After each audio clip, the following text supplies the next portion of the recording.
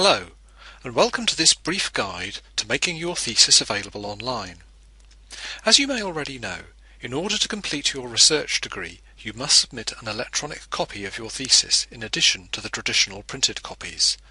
This electronic copy, a PDF file, is known as an e-thesis.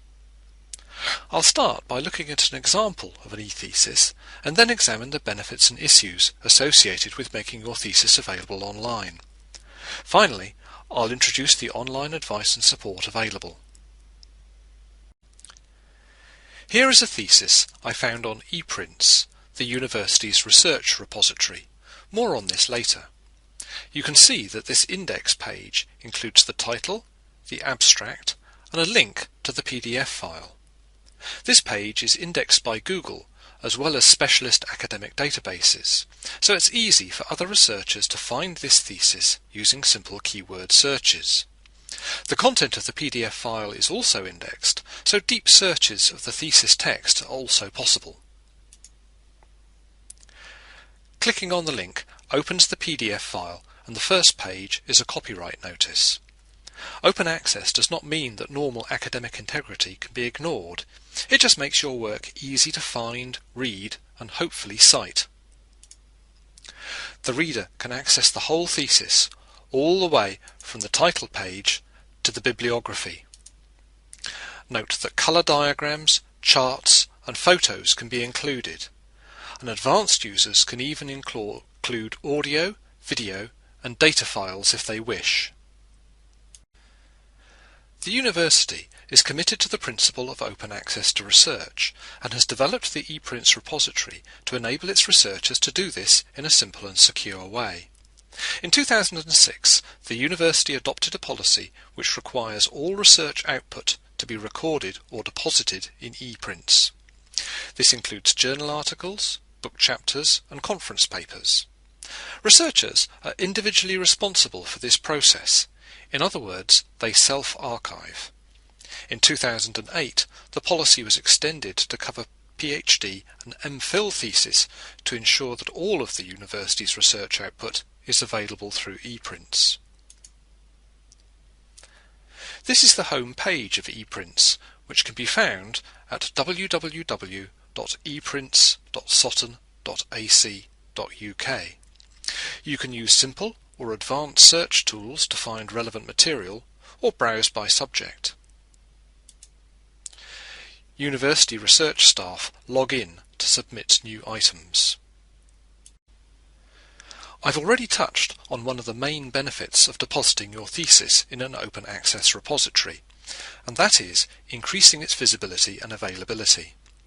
In other words, it makes it easier for other researchers working in your field to find and read your work. There is a growing body of research to show that open access to research increases the citation rate, and some Southampton researchers have already reported a significant rise in their H-index after putting their work on ePrints. Another benefit is the increased potential for collaboration, and some of our research staff have already established contact with other institutions this way. There have also been inquiries from potential PGT and PGR students who found research in the area of interest through Google searches that led them to ePrints. From the university's perspective, ePrints is a valuable tool to support our international reputation as a leading research-led institution. Gathering all our research output in one place and making it freely and globally available showcases its quantity, quality, and breadth. In addition, the high overall value of ePrints means that its contents appear near the top of searches using Google and Google Scholar, increasing the chances of your work being found and read. The ePrints repository provides a secure and stable home for research outputs. They don't disappear or change URL if a research group closes or the researcher moves on to another institution. This will help you respond to any requests for full text or publication data and ensures that your research remains visible and accessible. Finally, all the main research councils, the EU and some other bodies now require that an open access copy of your work is deposited as a condition of funding, and ePrints makes this an easy condition to fulfil. Open access to research also presents some challenges, and these need to be taken into consideration before depositing work in ePrints. The first challenge is third-party copyright. Making your work available through ePrints is a form of publication, and so UK copyright law applies. This means that if your thesis contains material that you do not own, for example a diagram from a book, a photo from the web, a map based on Google Maps, or a poem or a musical score you did not write, then you will need to gain written permission from the copyright owner to use it in your thesis.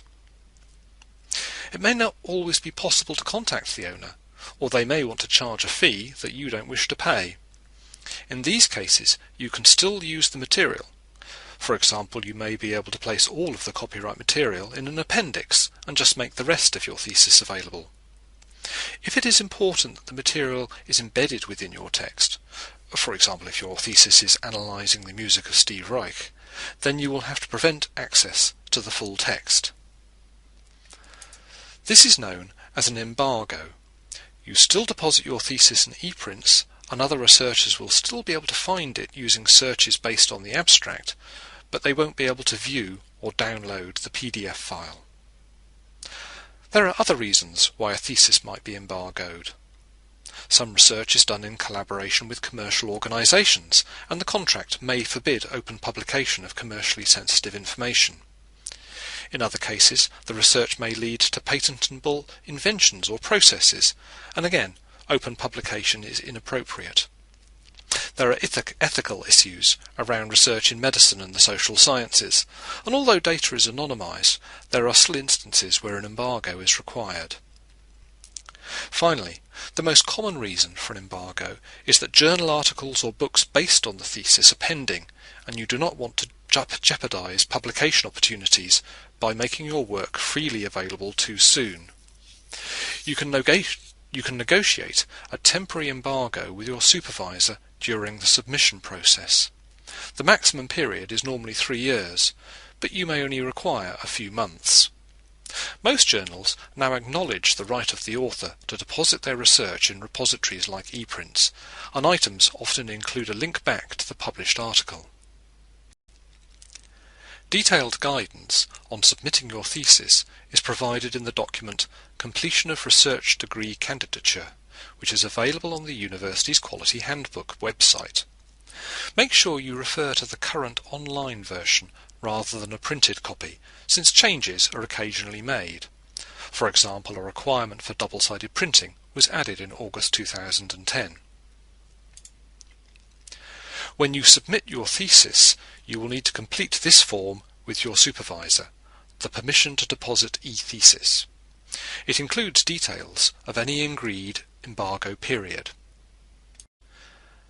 The submission process starts when you save a copy of your completed thesis as a PDF file. You will need to burn that file to a data CD to submit your e-thesis. You take that CD along with 2 hardbound printed copies of your thesis and the completed Permission to Deposit e-thesis form to your school office. Congratulations, you finally handed in your thesis.